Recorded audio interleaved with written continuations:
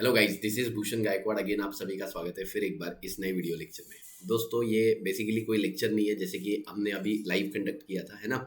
तो लाइव में हमने कोशिश की अपने दम पे कि हम कर सके थोड़ा बहुत, बट क्योंकि ये मेरा फर्स्ट लाइव है और खास कोई एक्सपीरियंस नहीं और इंटरनेट कनेक्शन भी कोई उतना अच्छा है नहीं, ठीक है। तो उस वजह से मे बी अब ये लाइव थोड़ा सा हमारा इतना अच्छा वर्क नहीं किया, बट ठीक है। मैं आपको ये रिकॉर्डेड फॉर्म दे रहा हूँ, तो इसमें मैं सारे के सारे इंपॉर्टेंट टॉपिक्स आपको बताऊंगा जो कि आपको याद रखने हैं बिफोर एग्जामिनेशन, और इसको अच्छे से आपको एक बार लुकआउट करके जाना है, जिससे कि आपको क्या होगा कि एक लास्ट अटेम्प्ट में आप एक अच्छा मतलब एक अच्छा स्कोर कर सकते हो। तो फाइनली जो पढ़ रहे हैं वो तो भाई पढ़ो अच्छे से, और बाकी के लोग थोड़ा सा फोकस करके ये देख लो कि क्या क्या हमको पढ़ना है। एक लास्ट दिन आप ट्राई दे सकते हो अच्छा जोरदार, तो वो दो और अपना 100% दे के अपने अपने ऊपर भरोसा रखो, है ना। तो यही कर सकते हैं अभी। तो चलो शुरू करते हैं। तो लास्ट इसमें मैंने आपको वही चीज़ें मैं बता रहा था कि क्या क्या चीज़ें इंपॉर्टेंट हो सकती है। तो देखो, सबसे पहले अगर हम बात करें तो यहाँ पे आपको स्ट्रक्चर ऑफ एंथर आपको पढ़ के जाना है। एंथर में आप माइक्रोस्पोर का स्ट्रक्चर भी पढ़ सकते हो, ठीक है। तो स्ट्रक्चर ऑफ एंथर और स्ट्रक्चर ऑफ माइक्रोस्पोर। एंथर आप नहीं भी पढ़ोगे तो एंथर में किसी लेयर का फंक्शन पूछ लेंगे आपको, ठीक है। ये जो लेयर है ना, इसका फंक्शन आप पूछ लेंगे आपको, ये कौन से लेयर्स होते हैं। एपिडर्मिस का फंक्शन क्या होता है, एंडोथेशियम का फंक्शन क्या होता है मिडिल लेयर का, और टपेटम का। खासकर टपेटम करके जाना, टपेटम का फंक्शन पूछते हैं क्योंकि ये नरिशमेंट न्यूट्रिशन देता है किसको, पोलन ग्रेन को, ठीक है। इसके बाद आप ये जो है ये स्ट्रक्चर ऑफ मेगास्पोर करके जा सकते हो। स्पोरोपोलेनिन होता है, स्पोरोपोलेनिन के ऊपर बहुत बार क्वेश्चन आता है कि ये टफेस्ट मटेरियल होता है जिसकी वजह से पोलन ग्रेन को एक लॉन्ग लाइफ मिलती है ना। तो ये आप कर लो, ठीक है। इसके बाद आप नेक्स्ट पेज पे चलते हो, तो नेक्स्ट पेज पे ये देखो पोलन ग्रेन का ये पूरा स्ट्रक्चर दिया है। स्ट्रक्चर ऑफ एनाट्रोपस ओव्यूल, देखो जिसने किया होगा वो रिवाइज कर लो, जिसने नहीं किया होगा भाई वो तो छोड़ ही दो तो बेटर रहेगा, ठीक है। फिर इसके बाद आप क्या बात करते हो, हाँ, एजेंट में आपको एडाप्टेशन पढ़ के जाने। एडाप्टेशन में आपको विंड वगैरह के एडाप्टेशन तो नहीं आएंगे, हाइड्रोफिली भी नहीं आएगा, ठीक है। देखो मैं बताता हूँ क्या आएगा क्या नहीं आएगा। तो एडाप्टेशन में आपको यहाँ पे बेसिकली पॉलिनेशन आप पढ़ रहे हो, तो पॉलिनेशन में क्या क्या आएगा, 2 मिनट। पॉलिनेशन में क्या क्या आएगा देखो, पॉलिनेशन में आपको यहाँ पे एंटोमोफिली के एडाप्टेशन और ऑर्निथोफिली के एडाप्टेशन खासकर पढ़ के जाने, ठीक है। खासकर आपको एंटोमोफिली के एडाप्टेशंस और दूसरा आपको ऑर्निथोफिली के एडाप्टेशंस, दूसरा आपको किसके एडाप्टेशंस, ऑर्निथोफिली के एडाप्टेशंस पढ़ के जाने हैं। देखो ऑर्निथोफिली, ये बर्ड से होने वाला पॉलिनेशन काफ़ी इजी है ये, ठीक है। मेरे सारे वीडियो लेक्चर्स अवेलेबल है और बहुत छोटे हैं। कोई भी वीडियो मेरा मतलब बहुत मतलब हार्डली कोई एक आध दो वीडियो ही है जो कि 30-30 मिनट या 40 मिनट के है। बाकी मोस्ट ऑफ द वीडियोस जो है वो 9 मिनट्स या 10 मिनट्स या 20 मिनट्स से अंदर अंदर है। तो आप अगर 2x की स्पीड पे भी देखते हो तो आपका वो 10 मिनट में निपट जाता है ना। तो ज़रूर वीडियोस देखो और ज़्यादा से ज़्यादा प्रिपरेशन को ध्यान दो, ठीक है। आउटब्रीडिंग डिवाइसेस में आपको यूनिसेक्सुअलिटी नहीं करना। आउटब्रीडिंग डिवाइसेस होते क्या है वो समझ लो आप, कि बेसिकली सेल्फ पॉलिनेशन को अवॉइड करने वाले ये जो डिवाइसेस है इनको आउटब्रीडिंग डिवाइसेस बोलते हैं। और इसमें आपको ये 3 करके जाना है, डाइकोगैमी, इसके अलावा आपको ये प्रीपोटेंसी और हेट्रोस्टाइल, ये 3 तो कर ही के जाना है, ठीक है। डाइकोगैमी में आप देखते हो proto entry protogyny. Proto entry जो पहले एंथर बनता है, एंड्रोशियम डेवलप होता है, फिर गाइनोशियम। प्रोटोगाइनी पहले गाइनोशियम डेवलप होता है, फिर एंड्रोशियम, ठीक है। प्रीपोटेंसी में आप देखते हो कि खुद के फ्लावर के पोलन ग्रेन का जर्मिनेशन बड़ा स्लो होता है, और दूसरा कोई दूसरा बाहर का पोलन ग्रेन आता है तो उसका जर्मिनेशन फास्ट होता है। हेट्रोस्टाइली में आप देखते हो कि एक तरीके से अलग अलग लेंथ होती है। हरकोगैमी 1 मार्क के लिए बहुत बार मैंने देखा है कि प्री बोर्ड्स में पूछा है, ठीक है। हरकोगैमी भी करके जाओगे तो बेटर है। एक तरीके से फिजिकल बैरियर होता है बीच में, ठीक है। एंथर बोले तो एंड्रोशियम और गाइनोशियम के बीच में कोई एक फिजिकल बैरियर दिखेगा आपको, फिजिकल बैरियर, जो कि कैलोट्रोपिस में आप देखते हो पेंटागोनल ऐसा फिजिकल बैरियर होता है, ऐसा कैलोट्रोपिस में होता है, ठीक है। तो ये आप करके जाओ कम से कम। हाँ, ये 4 तो पढ़ ही लो भाई, इतना कोई मतलब मुश्किल नहीं है, ठीक है। मतलब अभी तक तो आपको वैसे बहुत पढ़ाई करनी चाहिए थी, बट अगर नहीं की है तो अभी एक फाइनल अटेम्प्ट दे दो, ठीक है। फिर इसके बाद आप क्या बात कर रहे हो, आप बात कर रहे हो सिग्निफिकेंस ऑफ डबल फर्टिलाइजेशन, ये करना है। और जितने भी मैंने यहाँ पे अंडरलाइन किए, ये पोरोगैमी, मीजोगैमी, चैलिजोगैमी, सिफोनोगैमी, सिनगैमी, ये 1-1 मार्क के लिए आ सकता है। डबल फर्टिलाइजेशन ये भी आता है। डबल फर्टिलाइजेशन क्या होता है ये भी हमने अपने वीडियो में डिस्कस किया है, ठीक है। तो डेफिनेटली शॉर्ट वीडियोस होते हैं, जल्दी जाओ जल्दी देखो, प्लेलिस्ट में है, ठीक है। इसके अलावा इंपॉर्टेंस तो मैं यहाँ पे बता ही रहा हूँ। एंडोस्पर्म में हेलोबियल टाइप ऑफ एंडोस्पर्म करके जाना है, और सारे एंडोस्पर्म के एग्जाम्पल करने जाने। एग्जाम्पल क्या होते हैं देखो, न्यूक्लियर टाइप के एग्जाम्पल यहाँ पे दिया है कि कोकोनट होता है, कोकोनट में जो फ्लूइड मिलता है हमको, ये देखो कोकोनट एग्जाम्पल दिया है, सनफ्लावर एंड कोकोनट, ठीक है। फिर सेलुलर में भी एग्जाम्पल दिया है ये वाले, और हेलोबियल में भी कुछ एग्जाम्पल दिए, तो ये एग्जाम्पल जरूर करके जाना है, ठीक है। एग्जाम्पल कहाँ कहाँ क्या क्या एंडोस्पर्म हमको मिलता है मे भी। तो अगर बहुत डीप क्वेश्चन आया तो ऐसे आएगा, इससे ज़्यादा डीप और कुछ आ नहीं सकता, ठीक है। फिर डेवलपमेंट ऑफ एम्ब्रियो, हाथ भी मत लगाना, हाथ भी मत लगाना, मैं बता रहा हूँ, आएगा ही नहीं, ठीक है। इसके अलावा फिर आप इसमें बात कर सकते हो सीड एंड फ्रूट। हाँ, तो इसमें आपको ये पेरिस्पर्म करके जाना है। पेरिस्पर्म क्या होता है ये, ठीक है, थोड़ा सा अंदर से दे दिया। तो फिर अल्ब्यूमिनस और नॉन अल्ब्यूमिनस सीड, ये तो बहुत बार दिया हुआ है, 1 मार्क के लिए, 1 मार्क के लिए दिया जाता है, तो ये आपको डेफिनेटली करके जाना है, ठीक है। इसके बाद फिर आप क्या कर सकते हो इसमें, हाँ, सिग्निफिकेंस ये करके जाना, सिग्निफिकेंस बहुत बार पूछ लेते हैं। और रिकरेंट एपोमिक्सिस करके जाना, रिकरेंट में भी खासकर ये डिप्लोस्पोरी का ये जो दिया है, ये 1 मार्क के लिए पूछ सकता है फॉर 1 मार्क। इसके अलावा ऊपर में और 2 डेफिनेशन दिया है, एपोगैमी एंड एपोस्पोरी। ये एपोगैमी दिया है और एपोस्पोरी दिया है, तो वो भी 1 मार्क के लिए आप कर सकते हैं, ठीक है। तो ये हो गया आपका एक तरीके से ये वाला लेसन, यहाँ पे चैप्टर कंप्लीट हो जाता है। फिर पार्थेनोकार्पी कर जाओ और बस पार्थेनोकार्पी करके जाओ। वो भी एक डेफिनेशन होता है कि भाई जो फ्रूट फॉर्म होता है विदाउट फर्टिलाइजेशन, तो पार्थेनोकार्पिक फ्रूट बोलते हैं, ठीक है ना। फ्रूट का फॉर्मेशन विदाउट फर्टिलाइजेशन हो गया तो पार्थेनोकार्पी, ठीक है, और तो कुछ है नहीं, ठीक है। बाकी इसमें कुछ भी नहीं है। तो आप ये हो गया। अब ये जो लेसन होने के बाद आप सीधा सीधा ह्यूमन रिप्रोडक्शन पे अगर आते हो, तो ह्यूमन रिप्रोडक्शन पे आपको टेस्टिस के बारे में पढ़ के जाना है, टीएस ऑफ टेस्टिस, खासकर ये हिस्टोलॉजी, टेस्टिस का हिस्टोलॉजी पढ़ के जाना भाई, ठीक है। ये इंपॉर्टेंट है, कम से कम 3 मार्क के लिए क्वेश्चन आता ही है, 3 या 4 मार्क के लिए भी आ सकता है, ठीक है। तो हिस्टोलॉजी ऑफ टेस्टिस करके जाइए आप प्लीज। फीमेल रिप्रोडक्टिव सिस्टम में ऐसा कोई खास आपको पढ़ने की जरूरत नहीं है, एक्सटर्नल जेनेटिलिया ये वगैरह कुछ भी। हाँ, क्रिप्टोर्किडिज्म 1 मार्क के लिए करके जाइएगा, बहुत इंपॉर्टेंट है, ठीक है। इसके अलावा structure of development of ovary मत कीजिए, इसकी ज़रूरत नहीं है, तो ये अभी करने की कोई ज़रूरत नहीं है, ठीक है। फिर इसके बाद आप आगे बात कर सकते हैं। आगे इसमें अगर आप देखो तो 1 मार्क के लिए ये आ सकता है एट्रीशिया।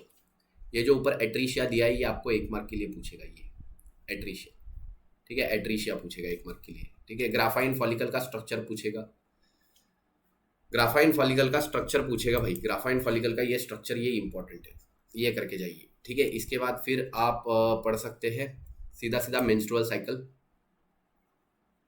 ठीक है। मेंस्ट्रुअल साइकिल जरूर पढ़िएगा। मेनापॉज और मेनार्क करके जाइएगा। मेनापॉज और मेनार्क क्या होता है, मेनार्क वो एज होती है जहाँ पे हम देखते हैं मेंस्ट्रुअल साइकिल स्टार्ट होती है, और मेनापॉज वो एज होती है जहाँ पे मेंस्ट्रुअल साइकिल एंड होती है, ठीक है। तो ये बड़ा विनिंग, ये जो टर्म है ये करके जाइएगा कि मिल्क को रिप्लेस किया जाता है सॉलिड फूड से, तो उसको विनिंग बोलते हैं ना, तो ये भी करिए। फिर इसके बाद आप बात करेंगे एक तरीके से ये वाली डायग्राम जो है, ये मेंस्ट्रुअल साइकिल की डायग्राम है। अगर आप मेंस्ट्रुअल साइकिल अच्छे से करके जाते हैं तो बहुत इजी होने वाला है आपके लिए, ठीक है। कौन से डे में ओव्यूलेशन होता है, ऐसे क्वेश्चन पूछेंगे इसमें। डे, ओव्यूलेटरी डे कौन सा होता है, कॉर्पस ल्यूटियम कब बनता है, कॉर्पस ल्यूटियम डीजनरेट कब होता है ना। 28th डे पे कॉर्पस ल्यूटियम डीजनरेट हो जाता है, तो 14th डे पे ओव्यूलेशन होता है। 14th डे के बाद धीरे धीरे कॉर्पस ल्यूटियम यहाँ पे फॉर्म हो जाता है और प्रोजेस्टेरॉन बनाना चालू कर देता है, ठीक है। तो ये सारे मेंस्ट्रुअल फ्लो, मेंस्ट्रुअल फेज कब तक होता है, तो पहले 7 दिन तक होता है। तो ये सब आपको क्वेश्चन ऐसे पूछे जाते हैं। फिर इसके बाद आप बात करेंगे स्पर्मेटोजेनेसिस करके जाइएगा, वेरी इंपॉर्टेंट। स्पर्मेटोजेनेसिस आपका बिल्कुल क्वेश्चन आएगा, ठीक है। स्पर्मेटोजेनेसिस बहुत बार मतलब पूछा जाता है। फिर यहाँ पे ये कुछ भी नहीं पूछेंगे आगे।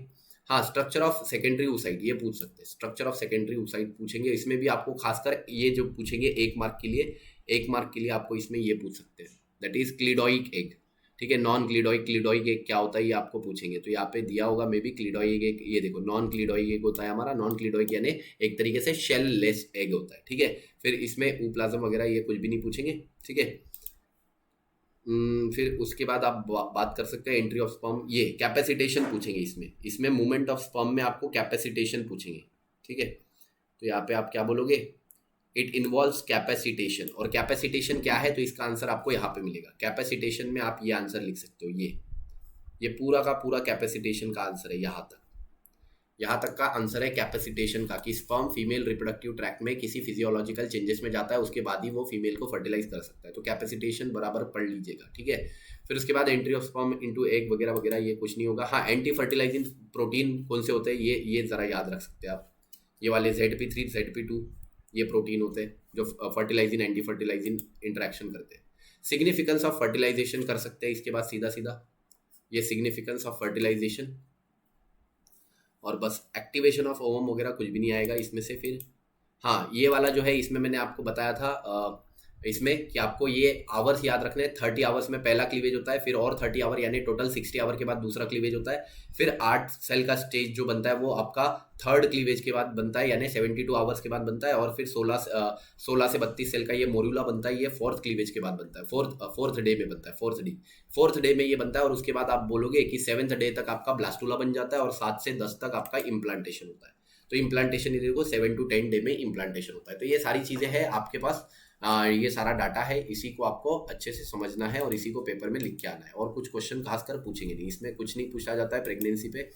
फिर नेक्स्ट प्लासेंटा पे भी कुछ खास पूछते नहीं है। हाँ, प्लासेंटा में हीमोकोरियल प्लासेंटा होती है हमारी, ये याद रखना। देखो मैंने यहाँ पे लिखा है हीमोकोरियल होती है, ठीक है। फिर लेबर पेन क्या होता है ये याद रखना। फीटल इजेक्शन रिफ्लेक्स ये याद रखना, फीटस कैसे अपना खुद को डिलीवरी के लिए ये एक रिफ्लेक्स देता है। उसके बाद आपको यहाँ पे आफ्टर बर्थ में पूछा जाता है कभी कभी, आफ्टर बर्थ क्या होता है ना, कि प्रेगनेंसी डिलीवरी के बाद भी और भी चीजें बाहर आती है जैसे प्लासेंटा वगैरह डिलीवरी के बाद, तो उसको आफ्टर बर्थ बोलते हैं। लैक्टेशन में कोलोस्ट्रम पूछा जाता है, कोलोस्ट्रम पूछा जाता है ना। तो ये सारी चीज है। इसके बाद आप बात करते हो goals of RCH program. RCH program के ये 4 गोल्स याद रखना, ये 1 2 3 4 ये पूछा जाता है। और फिर आप लास्ट में सीधा सीधा क्या पूछ सकते हो, सीधा सीधा आप यहाँ पे ये आईयूडी, इंट्रा यूट्राइन डिवाइस, इसमें हार्मोनल आईयूडीज और कॉपर आईयूडीज, इनके नाम याद रखना। एक आधे का फिजियोलॉजी अगर पूछ लिया तो पूछ लिया, बट वो जनरली पूछते हैं। फिजियोलॉजिकल में पिल्स और सहेली ये भी पूछते हैं, इम्प्लांट पूछते हैं। मेडिकल टर्मिनेशन ऑफ प्रेगनेंसी नया टॉपिक है तो ये पूछने के ज्यादा चांसेस हो सकते हैं, ठीक है। फिर इसके अलावा इस चैप्टर में सीधा जिफ्ट और गिफ्ट पे आप ध्यान दे सकते हो। हाँ, ये जो है ये डिजीजेस जो है इनमें आपको कुछ नहीं याद रखना है, खासकर ये डिजीज का नाम और डिजीज किससे हो रहा है, ये डिजीज का नाम, डिजीज का पॉजिटिव एजेंट और इसके ट्रीटमेंट, ये इतना भी आपने याद रख लिया तो मे भी आपका एक तरीके से अच्छा यहाँ पे स्कोर हो जाएगा, ठीक है। फिर इसके बाद आप बोलोगे सीधा सीधा गिफ्ट और जिफ्ट याद रखोगे आप, बस काम खत्म। और यहाँ पे ये चैप्टर हमारा खत्म हो जाता है। फिर हमारा नया चैप्टर आप देख सकते हो, नया चैप्टर इनहेरिटेंस एंड वेरिएशन, बड़ा सिंपल और सही चैप्टर है ये। इसमें रीजंस ऑफ मेंडेलियन सक्सेस वो नहीं आता है। हाँ, ये 7 कैरेक्टर जरूर आते हैं, 7 कैरेक्टर पूछते हैं जो मेंडल ने अपने पी प्लांट के लिए सिलेक्ट किए थे। तो ये 7 कैरेक्टर है कि जो कि मेंडल ने अपने पी प्लांट के लिए क्या किए थे, सिलेक्ट किए थे। कौन कौन से कैरेक्टर है, seed shape, seed colour, pod shape, pod colour, flower location और प्लांट हाइट। तो ये आपके 7 कैरेक्टर है, ये आपके 7 क्या है, कैरेक्टर है भाई, बड़ा इंपॉर्टेंट है, इस पे आपको क्वेश्चन मिलेगा। फिर इसके बाद आपका ये जो है इसमें आपको एलील्स पे डेफिनेशन मिलेगा। एलील्स मैंने बहुत अच्छे से लेक्चर में बताया हुआ है, एलील्स पे मिलेगा, फैक्टर पे डेफिनेशन मिल सकता है और इसके अलावा प्योर लाइन पे आपको डेफिनेशन मिल सकता है देखने को, ठीक है। तो ये पेपर में ऐसे डेफिनेशन जरूर पूछे जाते हैं। इसके अलावा मोनोहाइब्रिड क्रॉस वगैरह, बैक क्रॉस और टेस्ट क्रॉस पे डेफिनेशन पूछे जाते हैं, ठीक है। बैक क्रॉस और टेस्ट क्रॉस के डेफिनेशन पूछे जाते हैं। जीनोटाइपिक फिनोटाइपिक रेशियो नहीं आता है, डाईहाइब्रिड क्रॉस भी नहीं आएगा, ठीक है। डायहाइब्रिड क्रॉस में आपको 4 मार्क का क्वेश्चन जरूर मिलेगा कि आपको बोलेंगे कि भाई law of independent assortment explain कर दो, ठीक है। तो ये जो लॉ है, ये लॉ ऑफ इंडिपेंडेंट असॉर्टमेंट, ये जरूर आपके एक्सप्लेन करने बोलेंगे on the basis of dihybrid cross, ठीक है। तो डायहाइब्रिड क्रॉस बनाना जैसे मैंने लेक्चर में बनाया आप वैसे भी बनाओगे तो बहुत ईजी हो जाएगा, ठीक है। फिर उसके अलावा डेविएशंस में आप आगे ये कर सकते हो, डेविएशंस में आप एक तरीके से इनकम्प्लीट और कोडोमिनेंस आप पढ़ सकते हो। मतलब बहुत कम चांसेस है आने के, आएगा तो डिफरेंस आएगा दोनों का तो डिफरेंस आएगा, अदरवाइज नहीं आएगा, ठीक है। अगर दोनों का आया तो क्या आएगा, डिफरेंस आएगा, इसके अलावा कुछ भी नहीं आएगा। बड़ा सिंपल सा टॉपिक है ये भी, ठीक है। और one of the easiest chapter है ये पूरे बायोलॉजी में। अब आप किस तरीके से इसको ये करते हो तो वो आप पे है, लेकिन मेरे ख्याल से चैप्टर बहुत ईजी है, ठीक है। मल्टीपल एलील्स की आप बात करते हो तो ये नहीं आ सकता, इसके एग्जाम्पल जरूर आएंगे। एग्जाम्पल जैसे कि ये ड्रोसोफिला विंग शेप और ब्लड ग्रुप ऑफ ह्यूमंस, ठीक है। प्लियोट्रॉपी क्या होता है ये पूछा जाता है, तो प्लियोट्रॉपी पूछा जाता है, प्लियोट्रॉपी जरूर पढ़ लीजिएगा क्योंकि इसमें सिकल सेल एनीमिया का एग्जाम्पल है, ठीक है। फिर इसके बाद आप बात करते हो आगे क्रोमोसोमल थ्योरी ऑफ इनहेरिटेंस। इसमें आप सीधा सीधा ये स्ट्रक्चर ऑफ क्रोमोसोम पढ़िएगा, बड़ा इंपॉर्टेंट है ये स्ट्रक्चर ऑफ क्रोमोसोम, ठीक है। और उसके बाद टाइप्स ऑफ क्रोमोसोम, ये तो पूरे बायोलॉजी में सबसे इजी क्वेश्चन है, टाइप्स ऑफ क्रोमोसोम, जिसमें आप एल शेप और ये सारे क्रोमोसोम के आपको शेप दिखते हैं, ये V shape, L shape, J shape और आई शेप। तो ये आपको याद रखने, बड़ा ही इजी है types of chromosome. Structure of X and Y chromosome करना चाहो तो कर लेना, नहीं तो मत करो, कोई दिक्कत नहीं, ठीक है। सेक्स लिंक्ड इनहेरिटेंस में आपको ये याद रखना है कि कंप्लीट लिंकेज, इनकम्प्लीट लिंकेज क्या होती है। लिंकेज आप जरूर पढ़ सकते हो, कंप्लीट इनकम्प्लीट क्या होते हैं। अगर नहीं भी पढ़ना है तो आप छोड़ भी सकते हो, आने के चांसेस कम होते हैं, इसके आने के चांसेस काफ़ी कम होते हैं, बट स्टिल अगर आपने पढ़ा हुआ है, आपको पता है, तो डेफिनेटली इस पर ओवरलुक जरूर करिएगा, ठीक है। मॉर्गन का एक्सपेरिमेंट दिक्कत नहीं है, नहीं पढ़ना है। विडोज पिक नया टॉपिक है, तो विडोज पिक आने का चांस है। जब टॉपिक नया होता है तो पेपर में पूछे जाने का चांस हाई होता है, क्योंकि पुराना पूछ पूछ के वो लोग पक गए, अब वो नया पूछेंगे, तो जो नया है वो डेफिनेटली पढ़ के जाओ, ठीक है। फिनिल कीटोन्यूरिया भी नया है, तो ये भी नया है, तो ये भी नया पढ़ के जाओ, ठीक है। तो ये चीज़ें जो नई है वो डेफिनेटली पढ़ना है आपको। ऑटोसोमल इनहेरिटेंस है वो दोनों, ठीक है। इसके बाद सेक्स लिंक्ड में आप एक्स लिंक्ड के एग्जाम्पल्स पढ़ सकते हो। एग्जाम्पल्स ऑफ एक्स लिंक्ड, ये देखो, ये नीचे एग्जाम्पल्स दिए, ये haemophilia, colour blindness, night blindness, myopia, muscular dystrophy, तो these all are examples of X linked inheritance. और वाई लिंक्ड इनहेरिटेंस का एग्जाम्पल हाइपर ट्राइकोसिस होता है, ये भी दिया होगा, ये देखो ऊपर हाइपर ट्राइकोसिस, ठीक है, कान में बाल आते हैं। फिर इसके अलावा कलर ब्लाइंडनेस ये वगैरह एक्सप्लेन किया है। इसमें क्रिस क्रॉस इनहेरिटेंस को आपको पूछेंगे, क्रिस क्रॉस इनहेरिटेंस क्या होता है। कैरेक्टर फादर से, कैरेक्टर जो है वो एक तरीके से फादर से अपने फादर बोलेंगे तो ग्रैंडफादर से, डायरेक्ट ग्रैंडफादर से अपने ग्रैंडसन में जाते हैं थ्रू कैरियर डॉटर, ठीक है। अगर आपको समझ में आ गया तो आ गया, नहीं आ गया तो आप वीडियो देख सकते हैं या फिर इसको छोड़ भी सकते हैं, ठीक है। छोड़ने के चांस ये है, मतलब छोड़ सकते, कोई दिक्कत नहीं है, ठीक है। आगे बात करते हैं, हाँ, सेक्स डिटर्मिनेशन में हनी बी का सेक्स डिटर्मिनेशन और बर्ड का। ह्यूमन का तो पता है उनको कि सबको पता होता है, तो ह्यूमन का नहीं पूछते, हनी बी और बर्ड का सेक्स डिटर्मिनेशन जरूर पूछते हैं। Sex determination of bird and sex determination in honey bee, ये पढ़ के जाना, बड़ा इजी है, मेरा वीडियो देख सकते हो आप लोग है। फिर आगे क्या है, आगे आप बात कर सकते हो डाउन सिंड्रोम और क्लीन फिल्टर्स। इसको आपको ये पता होना चाहिए कि डाउन सिंड्रोम क्या है। 47 क्रोमोजोम होते हैं डाउन्स में, और कौन सा होता है, 21 क्रोमोजोम एक्स्ट्रा होता है, ठीक है। फिर क्लीन फिल्टर में क्या होता है, वहां पे भी 47 होते हैं, वहां एक्स्ट्रा क्रोमोजोम सेक्स क्रोमोजोम होता है, वहां पे भी 47 होते हैं, एक्स्ट्रा वाला सेक्स क्रोमोजोम होता है, ठीक है। और टर्नर्स में आप क्या देखते हो, एक तरीके से टर्नर में ये 45 क्रोमोजोम होता है, और एक क्रोमोजोम जो कम होता है वो सेक्स क्रोमोजोम कम होता है। बाकी इसके सिम्टम आप देख सकते हैं, डाउन सिंड्रोम में हाइट छोटी होती है, राउंड फेस होता है, प्रोट्रूडिंग टंग होती है, एपिकैंथल फोल्ड होते हैं, सिमियन क्रीज होती है, ठीक है। क्लीन फिल्टर्स में पर्सन दिखता तो मेल जैसा है, बट फीमेनाइन कैरेक्टर भी बॉडी में होते हैं। टर्नर्स में पर्सन फीमेल दिखता है, बॉडी शॉर्ट होती है, वेब्ड नेक होती है, लो पोस्टीरियर हेयरलाइन होती है, ठीक है। इंटेलिजेंस नॉर्मल होता है, ठीक है। तो ये सारी चीजें आपको यहाँ पे एक तरीके से मिल जाएगी। तो ये हो गया। अब इसके बाद एमसीक्यू वगैरह तो आपने अच्छे से किए ही होंगे मेरे ख्याल से, इसमें कोई दिक्कत नहीं होनी चाहिए। हाँ, तो ग्रिफिथ्स एक्सपेरिमेंट पढ़ के जाना। ग्रिफिथ एक्सपेरिमेंट देखो, जो भी एक्सपेरिमेंट है ना, उसमें कौन कौन सा एक्सपेरिमेंटल मटेरियल लिया गया है वो आपको पता होना चाहिए, ठीक है। एस ट्रेन क्या है, आर ट्रेन क्या है, ठीक है। तो ये ग्रिफिथ एक्सपेरिमेंट एक तरीके से इंपॉर्टेंट है, और इस पे क्वेश्चन पूछा गया है 1-2 बार एग्जाम में, तो डेफिनेटली एक इंपॉर्टेंट टॉपिक बन जाता है, ठीक है। इसके बाद हार्शी चेज एक्सपेरिमेंट में क्या एक्सपेरिमेंटल मटेरियल लिया था, बैक्टीरियोफाज लिया था, बस इतना याद रखो। बैक्टीरियोफाज यूज किया था, इतना याद रखो। और दूसरा इन्होंने क्या किया था, रेडियो एक्टिव सल्फर को यूज किया था S35, और रेडियो एक्टिव फॉस्फोरस को यूज किया था P32। तो ये याद रखना कि अपने एक्सपेरिमेंट में इन्होंने radio active sulphur, radio active phosphorus को यूज किया था as a source of protein and क्या बोल सकते हैं, DNA। तो वो पता करने के लिए इन्होंने ये एक्सपेरिमेंट किया था कि जेनेटिक मटेरियल क्या है। फिर इसके बाद डीएनए पैकेजिंग में आप प्रोकैरियोटिक डीएनए और यूकैरियोटिक दोनों ही कर सकते हो, दोनों में से कोई भी आने का चांस है, कोई भी आ सकता है। प्रोकैरियोटिक डीएनए पैकेजिंग भी आ सकता है, यूकैरियोटिक डीएनए पैकेजिंग भी आ सकता है, दोनों करना भाई, मैं इंपॉर्टेंट बोल रहा हूँ दोनों को। इस चैप्टर से अगर कोई इंपॉर्टेंट पार्ट है तो यही है, ठीक है। मतलब ये है, और एक है आपका दूसरा ये जेनेटिक कोड। तो ये 2 बड़े इंपॉर्टेंट पार्ट है, फिर उसके बाद कोई खास ज्यादा इंपॉर्टेंट है नहीं। यूक्रोमेटिन, हेट्रोक्रोमेटिन 1 मार्क के लिए आएगा, ठीक है, 1 मार्क के लिए कोई भी दोनों में से एक आएगा। चलो किताब लेके आगे आगे बढ़ो, तो आगे बढ़ेंगे।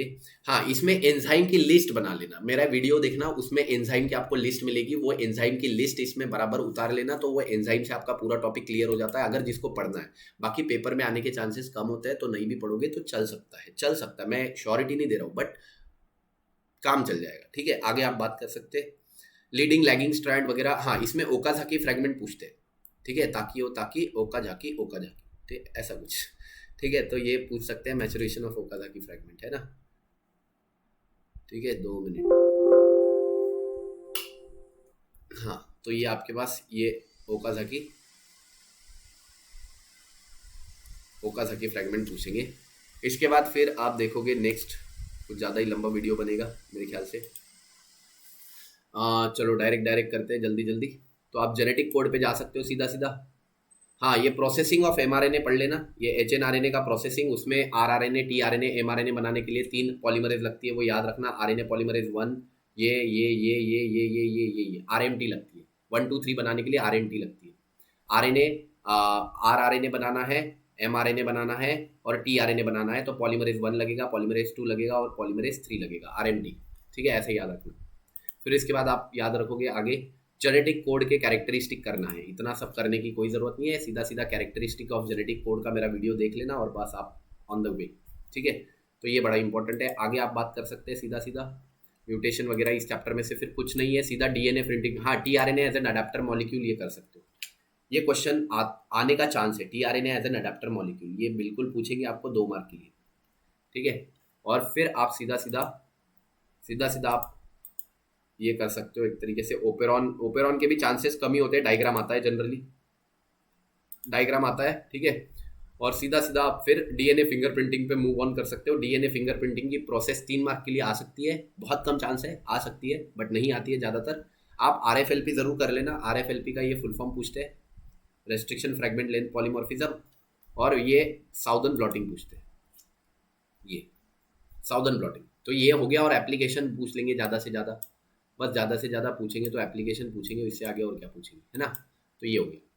फिर आपका यहाँ पे ये भी चैप्टर कंप्लीट हो जाता है। इवोल्यूशन एंड ओरिजिन, भाई छोटा सा तो चैप्टर है, इसमें क्या पढ़ोगे आप।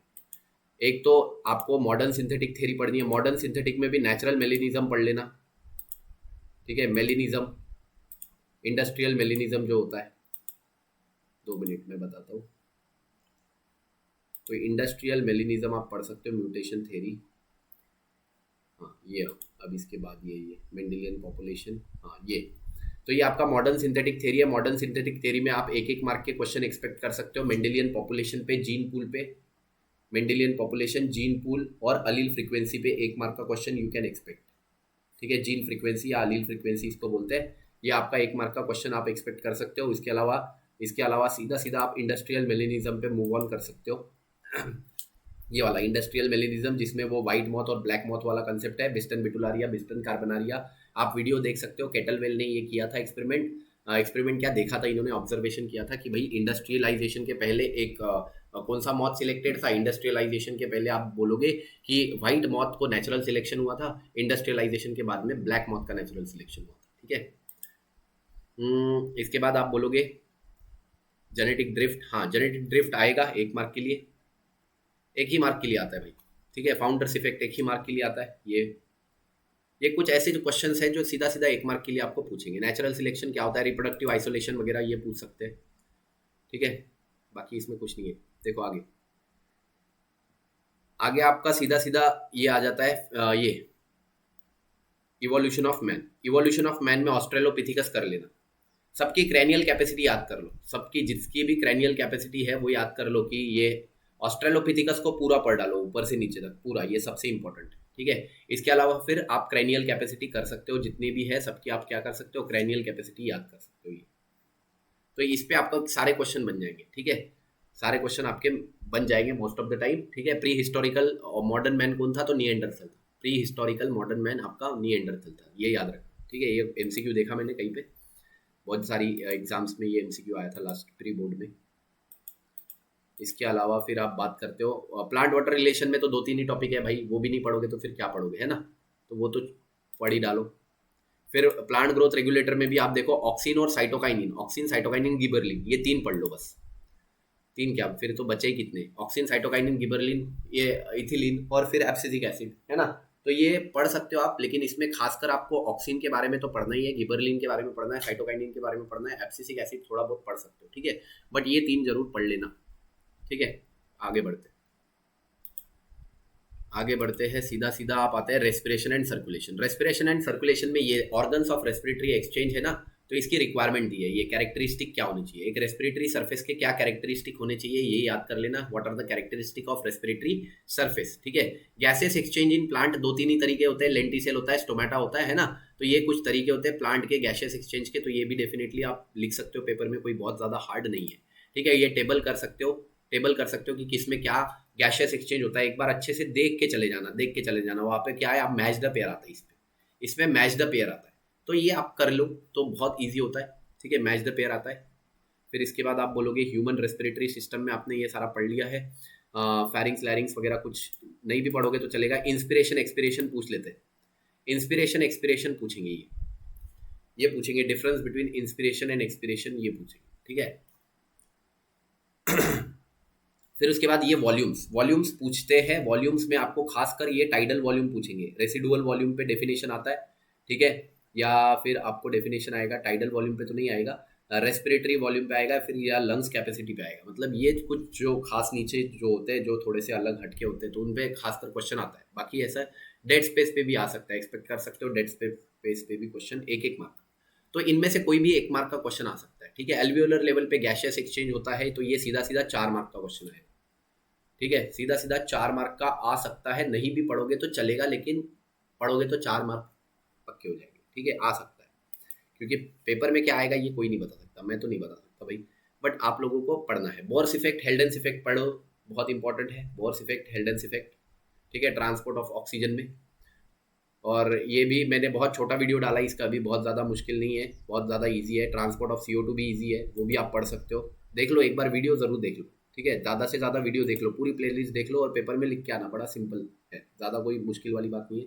रेगुलेशन मत करो, कोई दिक्कत नहीं है। रेगुलेशन में आपको बस इतना पता होना चाहिए इंस्पिरेटरी सेंटर और एक्सपिरेटरी सेंटर कहाँ पे होते हैं। इंस्पिरेटरी सेंटर डॉर्सल पे होते हैं, देखो यहाँ पे लिखा है। रेस्पिरेटरी सेंटर में आप बोलोगे इंस्पिरेटरी सेंटर जो होते हैं वो एक तरीके से डॉर्सल पार्ट पे होते हैं, dorsal part of medulla oblongata, देखो ये न्यूरॉन्स ऑफ मेडुला ऑब्लोंगेटा, ये डॉर्सल पार्ट पे होते हैं। दूसरा आप बोलोगे इंस्पिरेटरी एंड एक्सपिरेटरी सेंटर, ये वेंट्रोलैटरल पार्ट पे होते हैं मेडुला ऑब्लोंगेटा के, तो ये याद रखना है। और पॉन्स वेरोलाई पे आपका कौन सा सेंटर होता है? पॉन्स वेरोलाई पे आपका वो अपन्यूस्टिक ये होता है न्यूमोटैक्सिक सेंटर, ठीक है। न्यूमोटैक्सिक सेंटर जो है वो आपका पॉन्स वेरोलाई पे होता है, ये यहाँ पे दिया है, न्यूमोटैक्सिक सेंटर पॉन्स पे होता है, तो ये याद रख सकते हो। इसमें कुछ नहीं आएगा कोई खास, अस्थमा और एम्फीसेमा कर सकते हो ज़्यादा से ज़्यादा। फिर सर्कुलेशन में सीधा सीधा आप WBC पढ़ो, WBC में भी ग्रैन्युलोसाइट्स, WBC में भी आप क्या पढ़ोगे? ग्रैन्युलोसाइट्स पढ़ोगे सीधा सीधा, ठीक है। ये हीमोग्लोबिन के बारे में थोड़ा बहुत आप पढ़ सकते हो। हीमेटोक्रिट आप पढ़ सकते हो, नीचे एक डेफिनेशन आता है हीमेटोक्रिट, ठीक है। ये the haematocrit is the ratio of volume of RBC to the blood volume of the blood, ठीक है।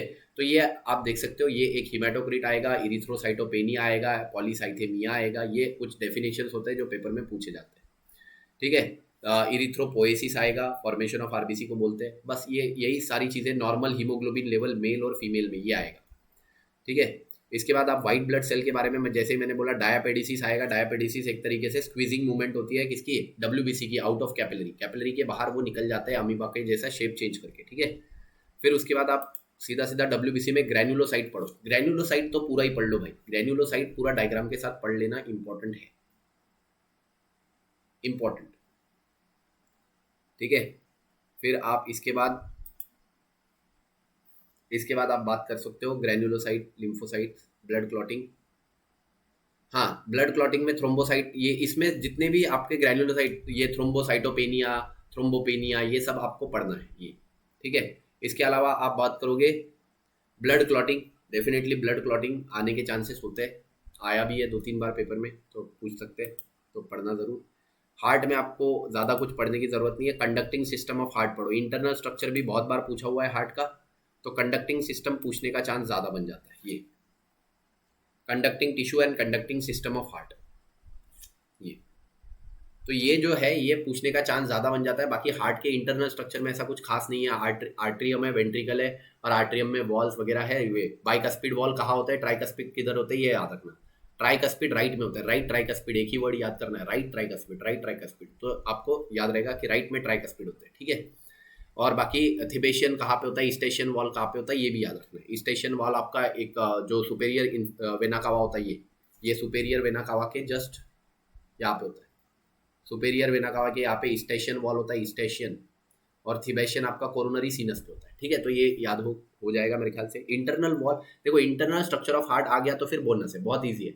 लेकिन कंडक्टिव टिश्यू आने का चांस ज़्यादा है, क्योंकि इंटरनल स्ट्रक्चर बोरिंग हो गया, बहुत बार एग्जाम में पूछा जाता है ये, ठीक है। इंटरनल स्ट्रक्चर तो पूछते ही है, तो मेरे ख्याल से अभी वो कंडक्टिंग सिस्टम देंगे, ठीक है। और ये कंडक्टिंग सिस्टम में ये जो डायग्राम है, ये डायग्राम बड़ा इंपॉर्टेंट है, वेरी इंपॉर्टेंट, इसको छोड़ना तो बिल्कुल ना, ठीक है। फिर इसके बाद आप बोलोगे रेगुलेशन ऑफ हार्ट एक्टिविटी में सिंपैथेटिक पैरासिम्पैथेटिक नर्व याद रखना, सिंपैथेटिक में हार्ट रेट बढ़ जाता है, पैरासिम्पैथेटिक में कम हो जाता है, ठीक है। फिर उसके बाद आप क्या बोलोगे आगे आपका हाँ ये कार्डियक आउटपुट, ये पढ़ लेना कार्डियक आउटपुट 1 मार्क के लिए, ठीक है। फिर इसके बाद blood vessel, artery and veins का डिफरेंस आता है, आर्टरी वेन्स का डिफरेंस आता है, ये कर लेना, इजी है, वीडियो देख लेना मेरा, बहुत इजी है, डिफरेंस है, आर्टरी एंड वेन्स का डिफरेंस है, ठीक है। और फिर आप बात कर सकते हो बस हो गया, फिर इसमें और कुछ है नहीं खास। ब्लड प्रेशर, बीपी पे क्वेश्चन आता है, पल्स पे आता है, पल्स बीपी पे नहीं आता है बट पल्स पे जरूर आता है, पल्स कर लेना पल्स, ठीक है। फिर उसके अलावा हाइपरटेंशन वगैरह ये कुछ नहीं आता है। हाँ कोरोनरी आर्टरी डिजीज और एंजिना पेक्टोरिस ये पढ़ लेना, 1-1 मार्क का है ये, कोरोनरी आर्टरी डिजीज और एंजिना पेक्टोरिस ये बड़ा इंपॉर्टेंट है, ठीक है, coronary artery disease angina pectoris. फिर इसके बाद आप बोलोगे ईसीजी, ईसीजी पे तो क्वेश्चन आएगा भाई, ईसीजी नहीं आएगा तो ऐसे कैसे चलेगा, ईसीजी तो आपको करना ही पड़ेगा, ये वेरी इंपॉर्टेंट है। बस फिर सीधा सीधा आप कंट्रोल एंड कोऑर्डिनेशन पे आ जाओ, कंट्रोल एंड कोऑर्डिनेशन में हाइड्रा का नर्वस सिस्टम कर लो, ठीक है, नर्वस सिस्टम ऑफ हाइड्रा कर लो, प्लेनेरिया के चांसेस कम है, हाइड्रा के ज्यादा, ठीक है, हाइड्रा का नर्वस सिस्टम जरूर कर लेना,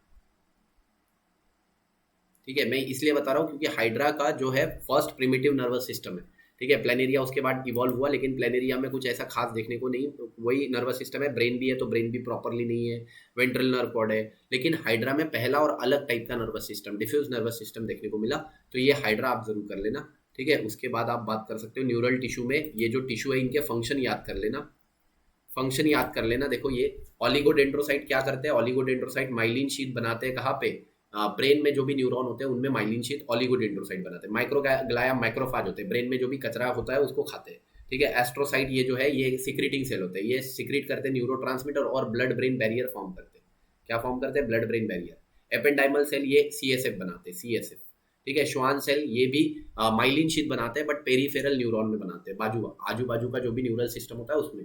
सैटेलाइट सेल कुशनिंग का काम करते हैं। तो बेसिकली इनके फंक्शन आप एक एक वर्ड में याद कर लो, एक एक वर्ड में देखो फिर एक बार। ऑलिगोडेंड्रोसाइट क्या करते हैं, माइलिन शीथ बनाते हैं ब्रेन के न्यूरॉन में, ठीक है। माइक्रोग्लाया फैगोसिटिक होते हैं, ठीक है। एस्ट्रोसाइट सिक्रीटरी नेचर के होते हैं, ये बनाते हैं न्यूरोट्रांसमीटर और ब्लड ब्रेन बैरियर, ठीक है। एपेंडाइमल सेल सीएसएफ बनाते हैं, सेरेब्रोस्पाइनल फ्लूइड। श्वान सेल ये भी माइलिन शीथ बनाते हैं बट पेरिफेरल न्यूरल सिस्टम में, और सैटेलाइट सेल कुशनिंग का काम करते हैं, ठीक है। न्यूरोग्लाया नर्वस सेल के बारे में आप लिख सकते हो, पेपर में ये नहीं आता, हाँ इसकी प्रॉपर्टीज आएगी। तो प्रॉपर्टीज में आपको कुछ नहीं लिखना है, एक्साइटेबिलिटी, कंडक्टिविटी, स्टिमुलस, ये बस इतना भी लिख के रखोगे ना, इतना हेडिंग भी लिख के रखोगे ना भाई, मार्क्स मिल जाएंगे, मैं बता रहा हूँ, बस ये फॉलो कर लो। मैं ये नहीं बोल रहा हूँ कि पूरे मिलेंगे, लेकिन मार्क्स मिल जाएंगे, अच्छे खासे मार्क्स मिल जाएंगे आपको।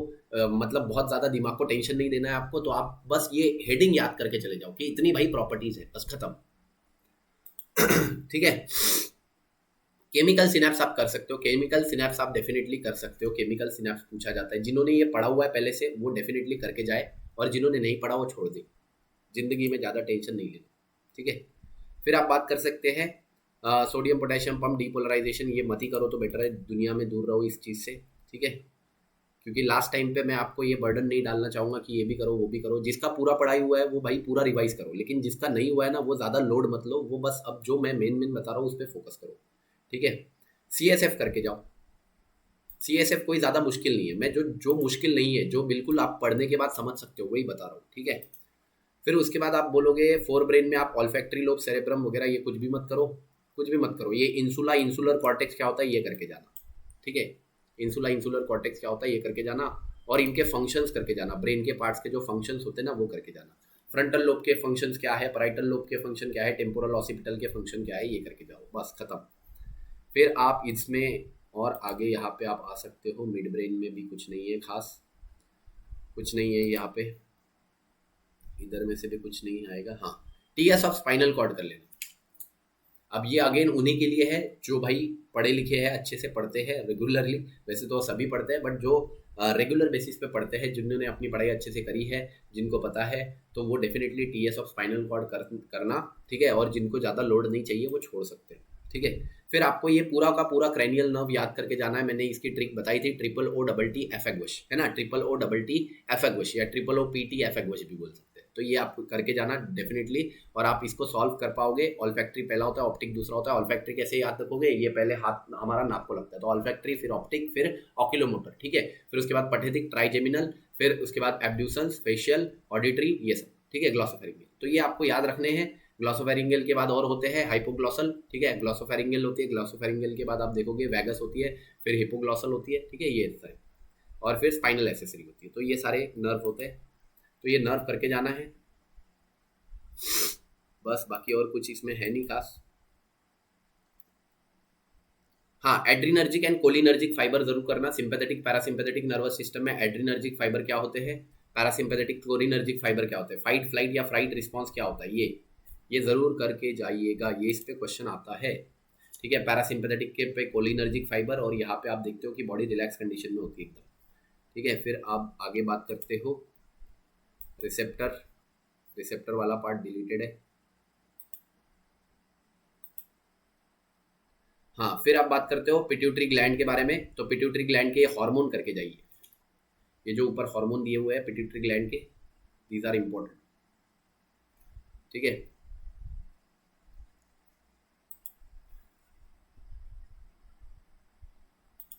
फिर इसके बाद ल्यूटिनाइजिंग हार्मोन वगैरह ये सब कर सकते हैं आप। इसमें पिट्यूटरी हार्मोन में आप ये एक एक मार्क के लिए गिगैंटिज्म कर लीजिए, गिगैंटिज्म, ठीक है, पिट्यूटरी ड्वार्फिज्म, एक्रोमेगाली, ये एक एक मार्क के लिए आएगा, ठीक है। इसके बाद ये ACTH, ऑक्सीटोसिन का फंक्शन कर लीजिएगा, ADH का फंक्शन कर लीजिएगा, ऑक्सीटोसिन और ADH ये पूछा जाता है। थायराइड ग्लैंड में भी आप क्या पढ़ सकते हैं, फिर थायराइड ग्लैंड में इसके डिसऑर्डर, हाइपोथायरॉयडिज्म के जितने भी डिसऑर्डर है, ग्रेव डिजीज, ठीक है। फिर उसके बाद में क्रिटिनिज्म, क्रिटिनिज्म के बाद मिक्सोडेमा, ये आप पढ़ लीजिएगा, ये एक एक दो दो मार्क के लिए हमेशा पूछे गए। सिंपल गॉइटर पूछा गया है बहुत बार, हाई ग्रेव्स डिसीज तो पूछा ही गया, ग्रेव डिसीज पूछा जाता है, ठीक है।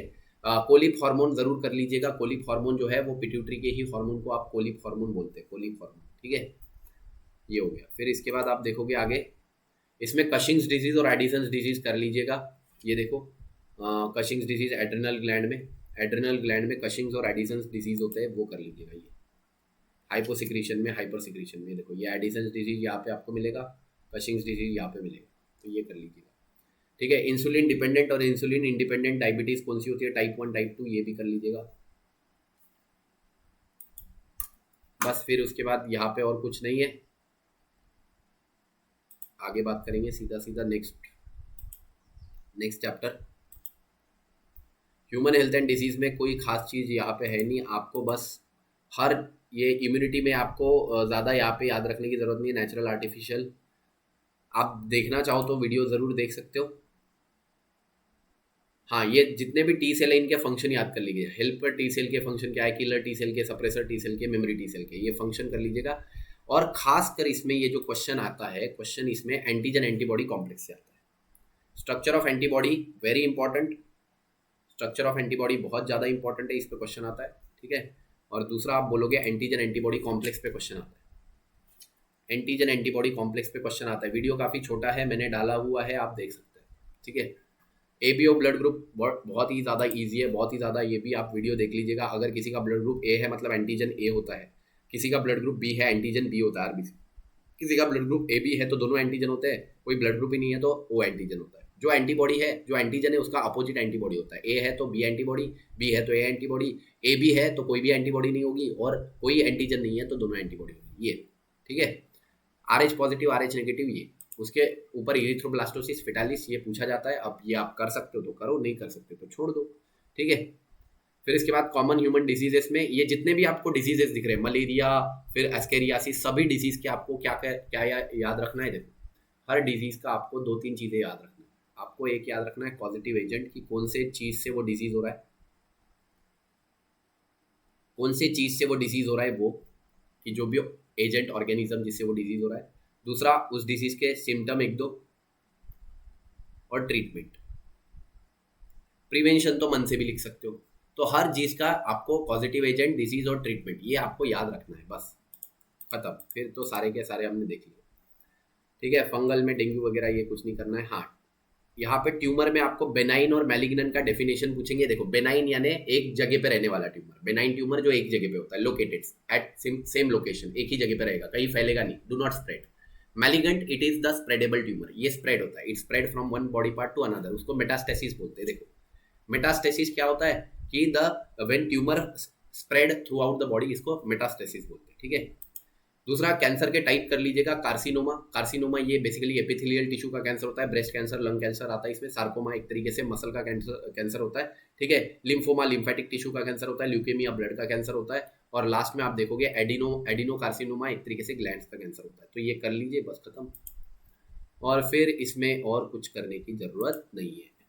HIV का ये डायग्राम कर लीजिएगा, डायग्राम आता है, और HIV के कुछ यहाँ पे सिम्टम्स, ये प्रिवेंशन वगैरह आते हैं, कैसे ट्रांसमिट होता है कैसे नहीं होता है ये आता है, लेकिन डायग्राम जरूर करिएगा। और क्लिनिकल इन्फेस्टेशन नहीं भी करेंगे तो चलेगा, चलो छोड़ो। ठीक है, इसमें वर्ल्ड्स HIV डे या वर्ल्ड्स एड्स डे कब होता है? ये 1 दिसंबर को होता है। इसको कौन सी कम्युनिटी रेगुलेट करती है? नाको। अडोलसन से वगैरह कोई खास चीजें पूछी नहीं जाती, तो छोड़ ही देंगे तो बेटर है। हाँ, फिर इसमें से आप क्या कर सकते हो, ये जो लेसन है बायोटेक्नोलॉजी, या इसमें इसमें आपको मोस्ट ऑफ द पार्ट जो है वो डिलीटेड ही है, वैसे तो most of the part deleted है, बस आपको बायो फोर्टिफिकेशन है मेरे ख्याल से, तो बायो फोर्टिफिकेशन कर लीजिएगा। ठीक है, और फिर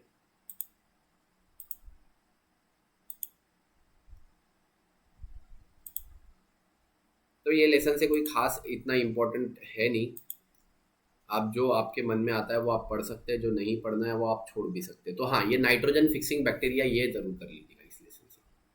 अगर ये डिलीटेड नहीं है, मेरे को अभी इसमें से आइडिया नहीं है कि क्या डिलीटेड है, बट अगर ये डिलीटेड नहीं है तो ये जरूर कर लीजिएगा, फॉस्फेट सॉल्युबलाइजिंग और नाइट्रोजन फिक्सिंग बैक्टीरिया, ये आता जरूर है पेपर में। माइकोराइजा भी आता है, फंगल माइकोराइजा, ये कर लीजिएगा, बड़ा इंपॉर्टेंट है, ये आता है इसमें खासकर। वैम आता है, वैम वेसिकुलर अर्बस्कुलर माइकोराइजा नीचे है, एंडोमाइकोराइजा में आपको मिलेगा वेसिकुलर अर्बस्कुलर माइकोराइजा, ये देखो वैम लिखा हुआ है, वैम। ठीक है, तो ये आएगा। हार्टिंग नेट आएगा, हार्टिंग नेट क्या होता है ये देखो, ये भी पेपर में पूछ सकते हैं, हार्टिंग नेट, ये वैम, ये पूछते हैं। तो ये हो गया। अब आप बात कर सकते हैं आगे बायोटेक्नोलॉजी। तो बायोटेक्नोलॉजी में आपको प्रिंसिपल प्रोसेसेस बायोटेक्नोलॉजी के, ट्रेडिशनल बायोटेक्नोलॉजी, ये कुछ भी नहीं आता है। हाँ, पीसीआर आएगा, पीसीआर करके जाइए पूरे लेसन में से, one of the most important, और जिसपे क्वेश्चन आएगा। पीसीआर पे तो 100% चांस है कि क्वेश्चन आता ही है। ठीक है, पीसीआर पे।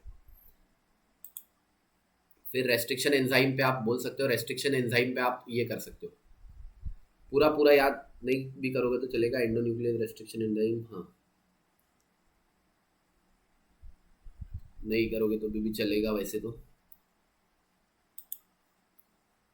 बट पूछते जरूर है। मॉलिक्यूलर सीजर बोलते हैं इसको, पैलिंड्रोम करिएगा, पैलिंड्रोम 1 मार्क के लिए पूछते हैं, 1 मार्क के लिए पैलिंड्रोम पूछते हैं। फिर इसके बाद आप आ सकते हैं, फाइनली हम आ ही गए अभी फाइनल इस पे। बायोटेक्नोलॉजी से आपको क्या क्वेश्चन पूछेंगे, और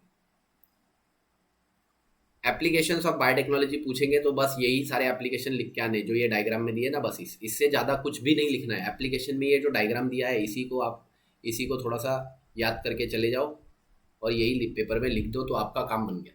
ठीक है, कुछ एक्स्ट्रा पढ़ने की ज़रूरत नहीं है।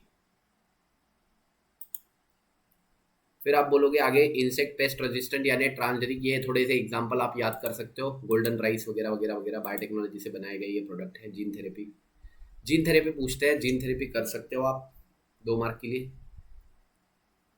ठीक है, वैक्सीन भी पूछते हैं, ये एडिबल वैक्सीन वगैरह क्या होते हैं ये पूछ सकते हैं। बाकी ये सब जो है ये सब एप्लीकेशंस में ही आता है वैसे, बट ये पूछते ज़्यादा नहीं है। चलो इस लेसन को ख़त्म करते हैं। हाँ, ये पूछेंगे, ये नया टॉपिक है, effect of biotechnology on human health, तो ये जरूर पूछेंगे। इसमें आप सबसे इंपॉर्टेंट एक देख सकते हो, बायो पेटेंट और बायोपायरेसी, ये पढ़ के जाना, थोड़ा बायो पेटेंट और थोड़ा बायोपायरेसी, इस पे क्वेश्चन आपका आता है। थोड़ा बायो पेटेंट और थोड़ा बायोपायरेसी इंपॉर्टेंट है, ये पढ़ के जाना, इस पे क्वेश्चन आता है। इसमें खासकर जो हमारे इंडिया में ये जो केसेस हुए थे बासमती राइस को लेके या हल्दी टर्मरिक को लेके, उसके बारे में आप लिख सकते हो। फिर उसके बाद आप देखोगे आगे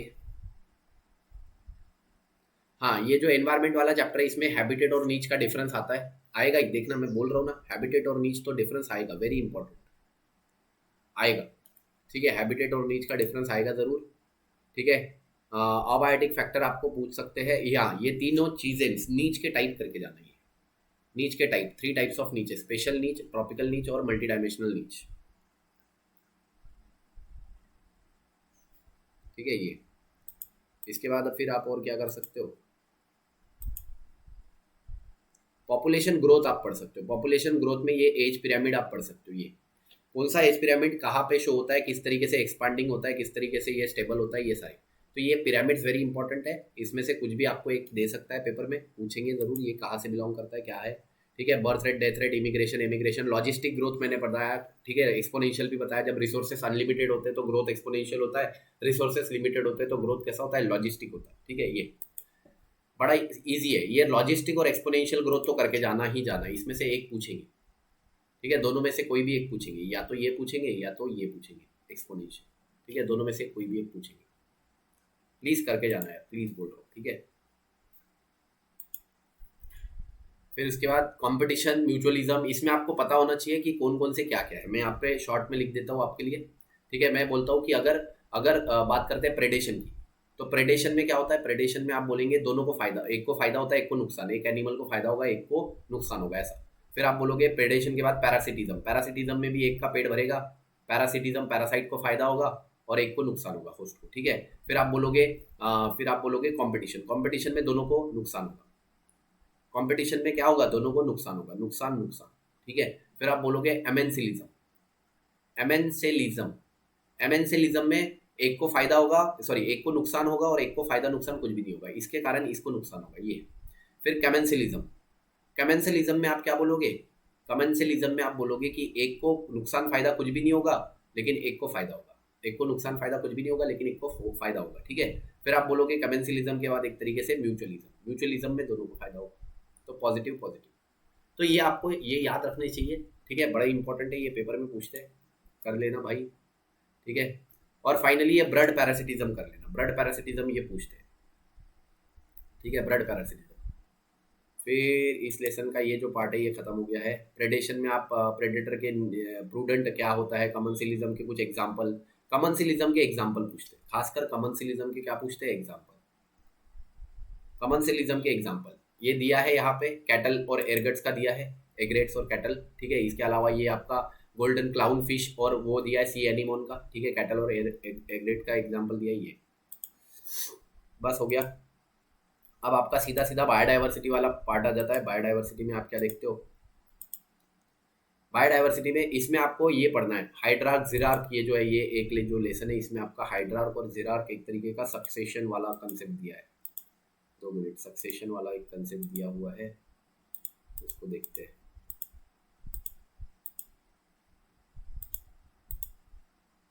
हाँ, ये सक्सेशन में आपका ये प्राइमरी सक्सेशन क्या होता है, सेकेंडरी सक्सेशन क्या होता है, ये प्लीज पढ़ लो भाई। प्राइमरी सेकेंडरी सक्सेशन क्या होता है, पायोनियर स्पीशीज क्या होती है, सीयर्स सीरल स्टेजेस करके एक डेफिनेशन आती है, ये भी पूछा जाता है, सीयर्स या सीरल स्टेजेस, ये सीयर्स या सीरल स्टेजेस। ठीक है, क्लाइमैक्स कम्युनिटी, ये सारी चीजें पूछी जाती है एग्जाम में। ठीक है, बिल्कुल पढ़ो ये। और लास्ट में आप देखोगे कि लास्ट का जो चैप्टर है इसमें स्पीशीज एरिया रिलेशनशिप, जैसे मैंने बोला अल्टीट्यूडनल लैटिट्यूडनल लेवल पे बायोडाइवर्सिटी कैसे मेजर ये करती है, पैटर्न ऑफ बायोडाइवर्सिटी पढ़ना, लैटिट्यूडनल बायोडाइवर्सिटी। ठीक है, फिर अल्टीट्यूडनल बायोडाइवर्सिटी। ठीक है, ये जरूर पढ़ना, अल्टीट्यूडनल लैटिट्यूडनल और स्पीशीज एरिया रिलेशनशिप। अभी अभी मैंने जस्ट वीडियो डाला है स्पीशीज एरिया रिलेशनशिप पे, वो भी देख लेना। और फाइनली फिर आप बात करते हो यहाँ पे लॉस ऑफ बायोडाइवर्सिटी वगैरह नहीं पूछेगा, वो ओवर एक्सप्लॉइटेशन ये भी नहीं पूछेगा, एलियन स्पीशीज को एग्जिस्टेंस, हाँ को एग्जिस्टेंस वाला कंसेप्ट जरूर पूछते हैं, को एग्जिस्टेंस पूछते हैं, एंडेंजर्ड स्पीशीज पूछते हैं, IUCN का फुल फॉर्म पूछते हैं, international union of conservation of nature. ठीक है, और यहाँ पे कुछ डेफिनेशन आपको पूछेंगे, एक्सटिंक्ट का डेफिनेशन पूछेंगे, क्रिटिकली एंडेंजर्ड का डेफिनेशन पूछेंगे, एंडेंजर्ड का पूछेंगे, और आपको एक डेफिनेशन ये पूछ सकते हैं, बस इतना ही, और वल्नरेबल भी पूछ सकते हो। तो ये 3-4 डेफिनेशन जरूर पढ़ लेना, ये 3-4 डेफिनेशन पढ़ लेना, इसमें से 1 मार्क के लिए कुछ भी आ सकता है। ठीक है, बाकी बायोडाइवर्सिटी कंजर्वेशन में इन सिचु एक्स सिचु कंजर्वेशन का डिफरेंस पूछते हैं। इन सिचु और एक्स सिचु का क्या पूछते हैं डिफरेंस। इन सिचु यानी उनके नेचुरल हैबिटेट में, उनके नेचुरल सिचुएशन में हम उन्हें प्रिजर्व करते हैं, प्रोटेक्ट करते हैं। एक्स सिचु उनके नेचुरल हैबिटेट के बाहर हम उन्हें प्रिजर्व करते हैं, प्रोटेक्ट करते हैं। और फिर आप आगे फाइनली आप बोलोगे मिशन हरित महाराष्ट्र। मिशन हरित महाराष्ट्र वाला जो पार्ट है वो पढ़ लेना, ठीक है। ये मिशन हरित महाराष्ट्र वाला ये पार्ट जो है ये पढ़ लेना। ये कब स्टार्ट हुआ था? 2000, ठीक है। हेल्पलाइन नंबर 2016 में ये स्टार्ट हुआ था। एक हेल्पलाइन नंबर भी दिया गया है, ठीक है।